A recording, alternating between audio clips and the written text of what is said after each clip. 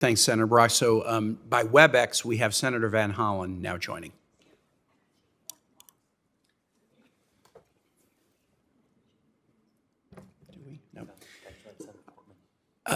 I will turn to Senator Portman, who I believe is also here via WebEx. Great. Thank you very much, Chairman Kane, and to Ranking Member Brasso. Thank you all for having this hearing. And to Ms. Bennett, I appreciate your willingness to step up and serve our country again after your service at the Voice of America. And welcome to your family, including your husband, Don Graham, who I see back behind you somewhere lurking. I want to talk a little about my concern about what's happened to the U.S. Agency for Global Media. Without having leadership in place, it's been kind of adrift. It's my sense that the staff has had some morale challenges, and that stable leadership is really needed right now. I think you probably know better than most, having been director of the Voice of America, the importance of USAGM's reliability and consistency in terms of the foreign audience that trusts them, and that therefore sets them apart from other news sources. So my question to you is, if confirmed, it would be up to you to reestablish that trust. And by the way, with Congress and the American people as well, but certainly the foreign audiences. What are your plans, and how would you empower the networks to protect freedom and democracy in countries that are increasingly, as we've heard today, under threat from Russia, from China, from other authoritarian regimes? Thank you, Senator. And I'm glad you used the word trust, because one of the hallmarks of my leadership throughout my career has been the fact that I want to cultivate trust with everyone that our news organization touches, with the staff, with its stakeholders, with its audiences. Trust is one of the most important things. Without it, you can't do anything going forward. So going in and reestablishing the trust inside USAGM, I hope will go a long way towards helping improve the morale there, because I saw that even under the most difficult circumstances, even when the morale was the lowest, no one ever, ever, ever abandoned their faith in the mission or their passion for the mission.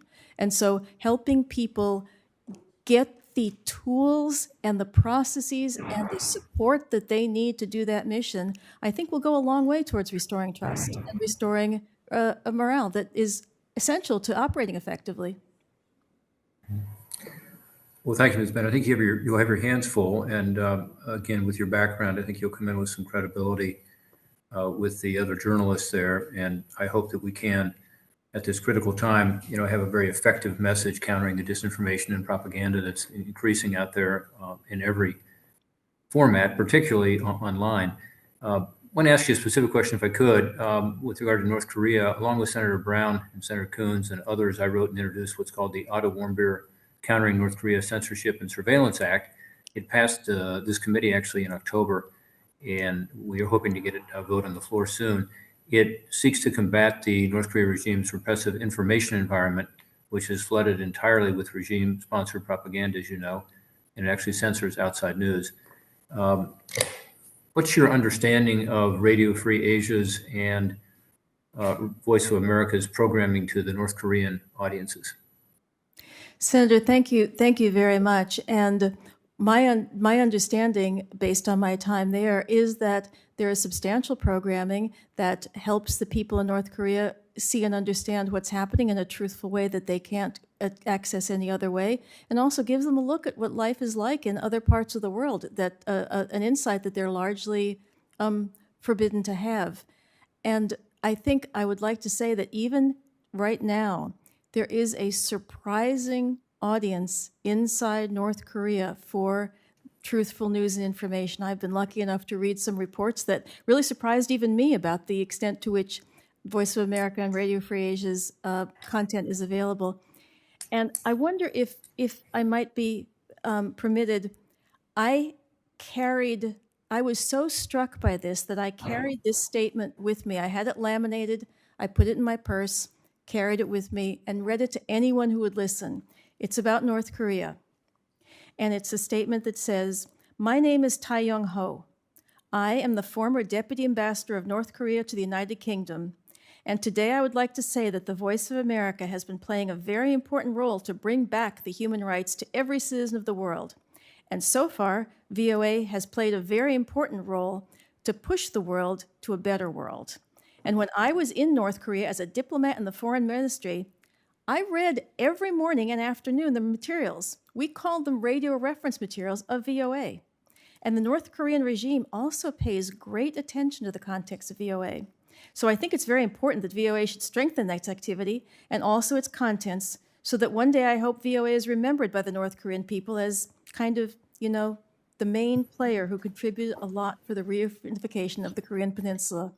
Now, he was speaking on VOA broadcast, therefore the emphasis on VOA, but Radio Free Asia also has the same kind of impact inside North Korea, and I think it's one that we can build on and accentuate going forward. Great. Well, thank you very much.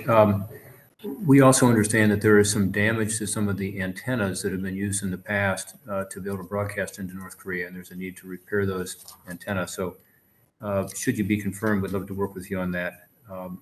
And also the Open Technology Fund has some tools to be able to circumvent some of the censorship. And I want to be sure that you are working with them as well, who could benefit from our legislation. Do you have any exposure to that group, to the Open Technology Fund? Yes, Senator, I do. I have met with and talked to the people on the Open Technology Fund. I have nothing but respect and admiration and, frankly, great excitement about the possibility of going there, working with them, and helping develop those essential tools. So, yes, Senator, and I will welcome discussions and support from anyone in helping achieve that mission. Great. What's your assessment of RFE and Radio Liberty's coverage of the war in Ukraine?